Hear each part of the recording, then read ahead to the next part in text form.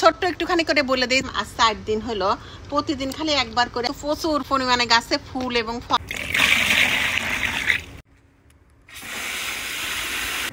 সব ফুল গাছে গোলাপ। আসসালামু আলাইকুম সবাইকে, সবাই কেমন আছেন? আশা করছি ভালো আছেন। আমি আলহামদুলিল্লাহ ভালো আছি। তো 3-4 দিন আগে কলা কেটে কেটে পানিতে ভিজায় রাখছিলাম গাছে প্রচুর পরিমাণ ফুল ফল আনার জন্য। এই কলার খোসার কোনো বিকল্প নাই। তো কিভাবে আমি রাখছিলাম, 4 দিনের জন্য রেখে দিছিলাম। আজকে সেই পানি, কলার খোসা, কলা ভেজানো পানি আমি প্রতিটা গাছে দিয়ে দিব। কিভাবে দিব সেটা শেয়ার করি চলেন। আর ছোট্ট একটুখানি করে বলে দিই, আমি এই যে পাকা কলা, এই দেখেন কি অবস্থা হয়ে আছে, একদম মাথা খারাপের মতো অবস্থা। এই পাকা কলা দোকান থেকে যেগুলা হচ্ছে ফেলে দেয়, সেই কলাগুলা হচ্ছে বলে নিয়ে আসছিলাম, বা খুব কম দামে 1-2 টাকায় ছেড়ে দেয়।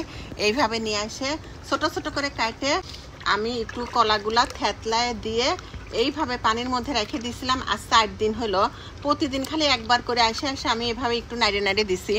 এই যে পানিটা এভাবে নাড়িয়ে দিছি। পানি আর একটু কম দেওয়া ছিল, আমি পরের দিন আবার একটু বেশি পানি দিছি, কারণ কলাগুলা না আর খোসাগুলা ফুলে একদম টাইট হয়ে গেছিল, সেজন্য আবার পানি দিয়ে দিছি। এইভাবে আমি 4 দিন একটা ছায়াযুক্ত স্থানে রেখে দিছিলাম কলা এবং কলার খোসা। এই যে দেখেন কলা এবং কলার খোসা দুইটাই।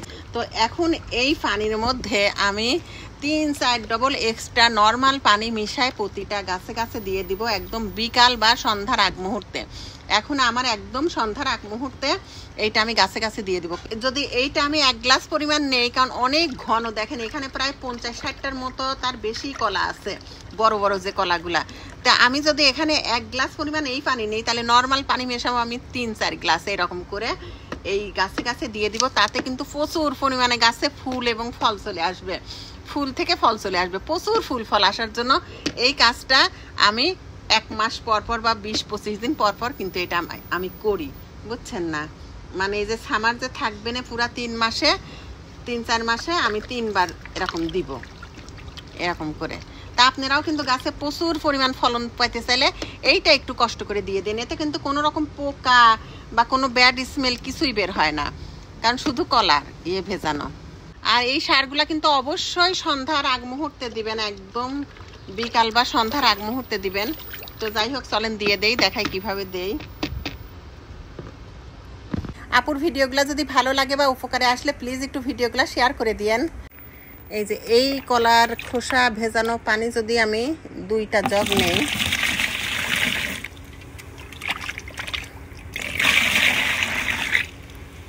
আচ্ছা 3 জগ নিলাম। এইবার আমি এই পুরাটা ভরে নর্মাল পানি দিব।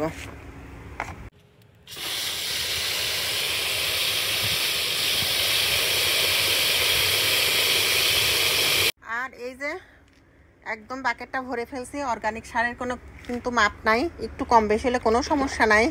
এই যে এরকম একদম পাতলা করে নিলাম এইভাবে। এর চেয়ে একটু কম পানি হলেও কোনো সমস্যা নাই, বললাম না অর্গানিক সারের কোনো মাপ নাই। এবার বিসমিল্লাহ বলে সব ফুল গাছে, গোলাপ ফুল, গাঁদা ফুল, ডালিয়া ফুল, গন্ধরাজ ফুল গাছে, ফল গাছে, সব গাছেই দেওয়া যাবে। বিসমিল্লাহ। মরিচ গাছ, লাউ গাছ, টমেটো গাছ, করলা গাছ, সব গাছে আমি এখন এই পানিটা দিয়ে দিব।